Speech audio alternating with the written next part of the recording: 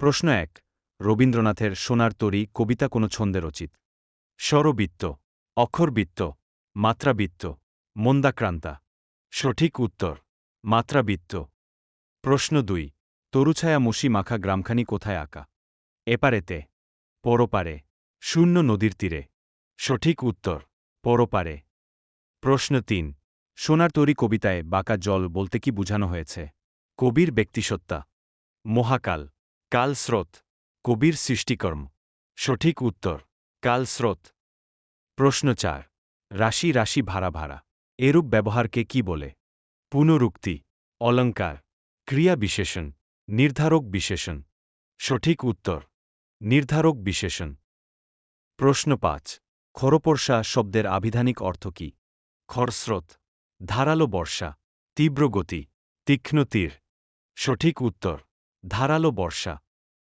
প্রশ্ন ৬ বারেক ভিড়াও তরিকুলেতে এসে কাকে আহ্বান করা হয়েছে? নৌকার মাঝিকে, অচেনা লোকটিকে, কৃষককে, বারেক নামের বালকটিকে।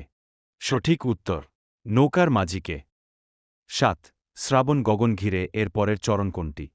শূন্য নদীর তীরে, থরে বিথরে, ঘন মেঘ ঘুরে ফিরে, যত চাও তত লো তরণী পড়ে। সঠিক উত্তর ঘন মেঘ ঘুরে ফিরে। প্রশ্ন ৮ তরুছায়া মসি মাখা কোন রঙের প্রসঙ্গ? মেটে, সবুজ, কালো, ধূসর। সঠিক উত্তর কালো।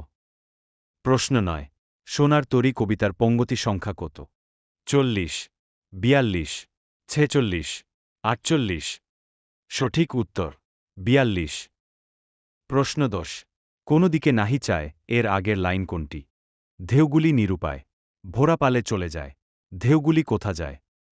সঠিক উত্তর ভোরা পালে চলে যায়। প্রশ্ন ১১ নিচের কোন কবিতাটি ৮ মাত্রার মাত্রাবৃত্ত ছন্দে রচিত? বঙ্গভাষা, বাংলাদেশ।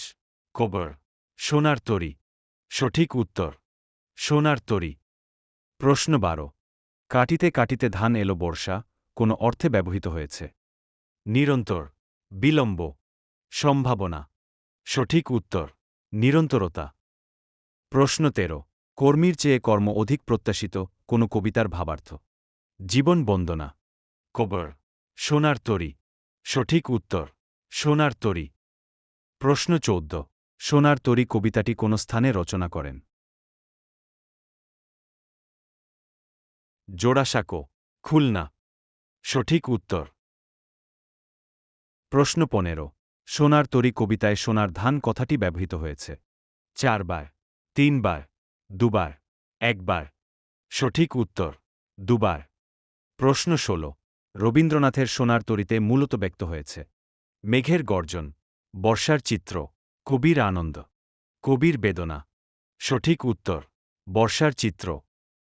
প্রশ্ন ১৭ সোনার তরী কবিতায় কোন ঋতুর কথা বলা আছে? গ্রীষ্ম, বর্ষা, শরৎ, বসন্ত। সঠিক উত্তর বর্ষা। প্রশ্ন ১৮ যত চাও তত লো বাক্যটি কি জাতীয় বাক্যের উদাহরণ? নির্ধারক বিশেষণ, ব্যতিহার বহুব্রীহি, সাপেক্ষ সর্বনাম, ক্রিয়া বিশেষণ। সঠিক উত্তর সাপেক্ষ সর্বনাম। প্রশ্ন ১৯ শূন্য নদীর তীরে রহিনুপরি কোন ভাবটি প্রকাশ পেয়েছে? ভয়ে, উল্লাস, বিরক্তি, অপূর্ণতার বেদনা। সঠিক উত্তর অপূর্ণতার বেদনা। প্রশ্ন ২০ সোনার তরী কবিতায় গ্রামখানি মেঘে ঢাকা কখন ছিল? দুপুর বেলা, সন্ধ্যা বেলা, অপরাহ্ন বেলা, প্রভাত বেলা। সঠিক উত্তর প্রভাত বেলা। প্রশ্ন ২১ সোনার তরী কবিতার মর্মবস্তু হল? প্রকৃতি প্রেম, সুকৃতি নির্ভরতা, আত্মনির্ভরতা, হতাশা। সঠিক উত্তর হতাশা। প্রশ্ন ২২ রবীন্দ্রনাথের সোনার তরী কি জাতীয় কবিতা? রূপক কবিতা, ব্যঙ্গ কবিতা, সনেট। সঠিক উত্তর রূপক কবিতা। প্রশ্ন ২৩ শূন্য নদীর তীরে রহিনুপরি কে পড়ে রয়েছে? কবি, কৃষক, কামলা, নৌকার মাঝি। সঠিক উত্তর কৃষক। প্রশ্ন ২৪ সোনার তরীর নদীটির পরপারে দেখা যায়? নৌকা, ধানক্ষেত, গাছ, জাল। সঠিক উত্তর গাছ। প্রশ্ন ২৫ সোনার তরী কবিতায় আমি প্রতীকী অর্থে কি?